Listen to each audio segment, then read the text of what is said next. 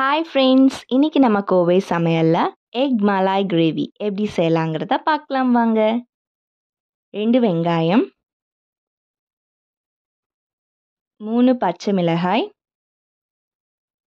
கொஞ்சம் கொத்தமல்லி சேர்த்து நல்லா ஃபைன் பேஸ்ட்டாக அரைச்சி எடுத்துக்கோங்க. ஒரு பேனில் ஆயில் ஆட் பண்ணிவிட்டு கரம் மசாலா, பெப்பர் தூள், கொஞ்சம் உப்பு 3யும் சேர்த்து நல்லா மிக்ஸ் பண்ணிடுங்க. மிக்ஸ் பண்ணிவிட்டு எக் பாயில் பண்ணி வச்சுருக்கிறத 2ஆக கட் பண்ணிவிட்டு நம்ம இப்போ ரோஸ்ட் பண்ணிக்கலாம். ஒவ்வொன்றா போட்டு நல்லா ரோஸ்ட் பண்ணிக்கோங்க. நல்லா ஃப்ரண்ட் அண்ட் பேக் நல்லா ரோஸ்ட் பண்ணி விடுங்க. இப்போ தனியாக எடுத்து வச்சுக்கோங்க. நல்லா ரோஸ்ட் ஆயிடுச்சு. இப்போது நெக்ஸ்ட் பேனில் ஆயில் சேர்த்துக்கோங்க.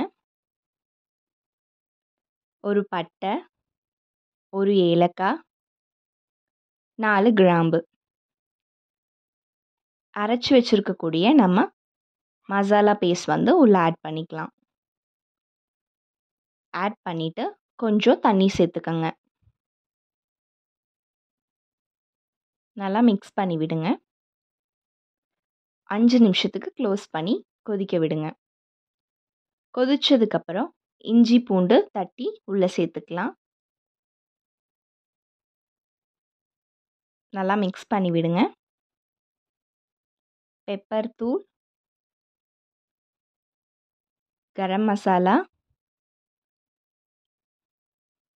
கொத்தமல்லி தூள் 3யும் போட்டு நல்லா மிக்ஸ் பண்ணி விடுங்க.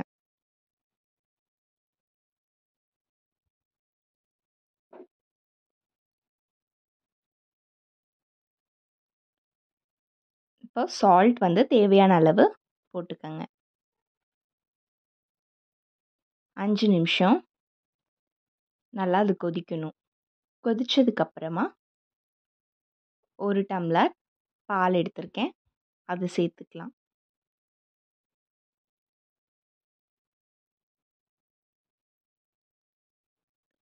நல்லா கொதிச்சு வந்ததுக்கப்புறம் ரோஸ்ட் பண்ணியிருக்கக்கூடிய எக்ஸ் உள்ளே போட்டுக்கலாம்.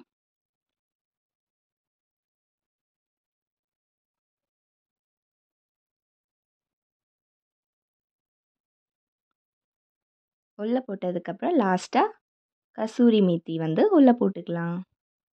அவ்வளோதான். மீடியம் ஃப்ளேமில் 10 நிமிஷம் குக் ஆச்சுன்னா நம்மளோட எக் மலாய் கிரேவி ரெடி ஆயிடுச்சு. இந்த வீடியோ உங்களுக்கு பிடிச்சிருந்துச்சுன்னா லைக் பண்ணுங்கள், ஷேர் பண்ணுங்கள், கமெண்ட் பண்ணுங்கள். மறக்காமல் கோவை சமையல் சேனலை சப்ஸ்கிரைப் பண்ணுங்கள்.